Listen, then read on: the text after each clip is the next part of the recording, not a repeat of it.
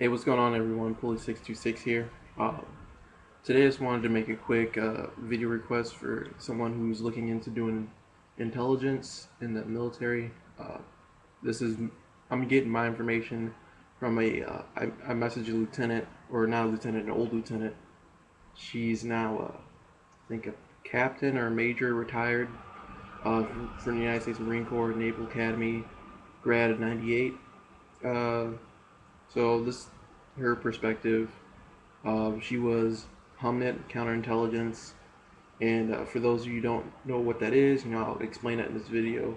So this is just for anyone who's interested in looking into the intelligence field like I was, or just doing military intelligence. So let me give you a little bio on this person. Like I said, again, this person, I'm not going to give them their name because I didn't really ask their permission to. Graduated from the Naval Academy in '98. You don't necessarily have to be an officer to go into intelligence. This you could there's enlisted jobs, which is the intelligence specialist. There's a topograph specialist, where they do intelligence with maps. There's also networking.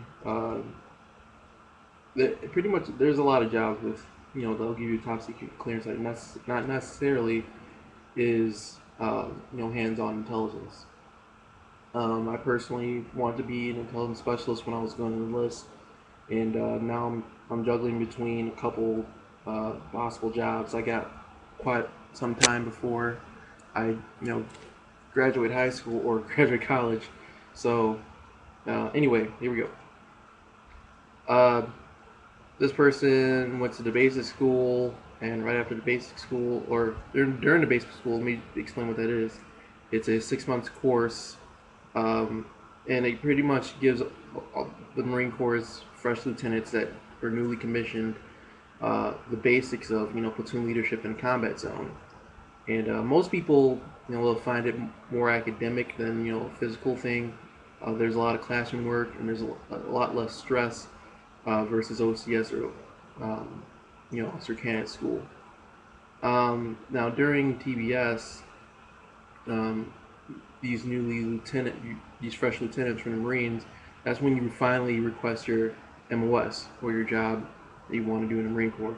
Now you don't choose, you request it, and you write a wish list, 1 of 10, number 1 being the most you want, and officers in charge review each lieutenant's request sheet, and from there, they base it on how what percentage of your class you ranking in. Are you a physical person? Are you more of a paperwork person? They're just looking at your grades and seeing what job would fit you best, or what fit the needs of the Marine Corps if you sadly don't score that well compared to your peers.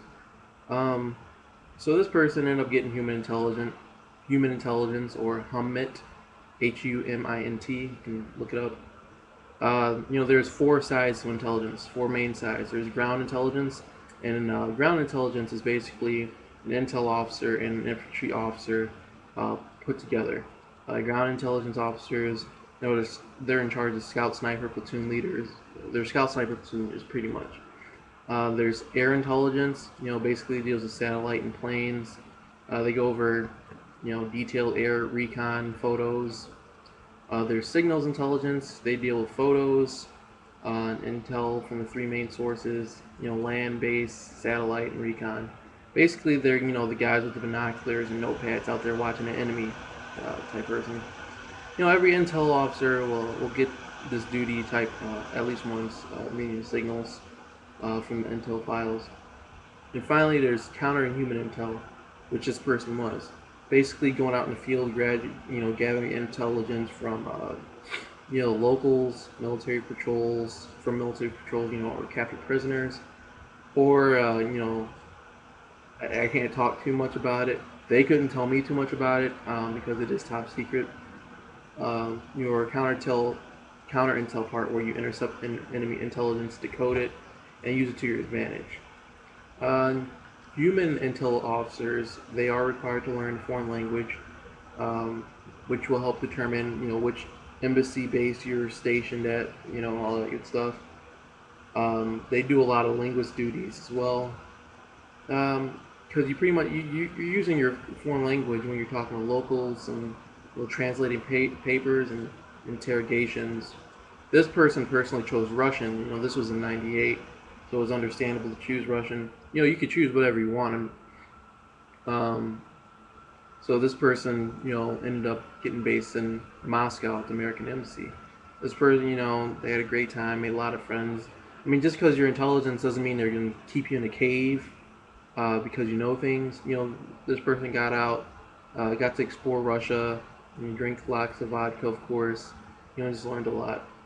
This person was there from '99 to '02 when the Twin Towers fell.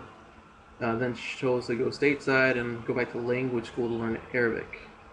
Um, so there you go. Now she's got 3 languages under her belt: English, Arabic, and Russian. So she went back to Iraq as a platoon, human intel platoon commander. After 2 months, was transferred to counter intel, but she can't talk about it because it's still under clearance.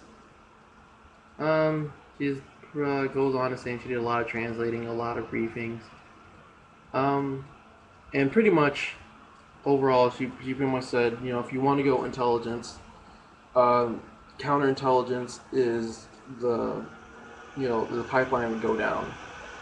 Yep, yeah, and she left the Marine Corps in '07 as a captain. So 10 years in, ended up as a captain, had some good times. That's pretty good. She said the Marine Corps was just definitely right for her. So I'm not gonna add my personal spiel on it. I'm just gonna tell you. I'm just wanted to give you the hard facts and tell you what it is. All right. Sorry for not making videos in a while, but I'll get to it. So, Police 626 here, and I'm out.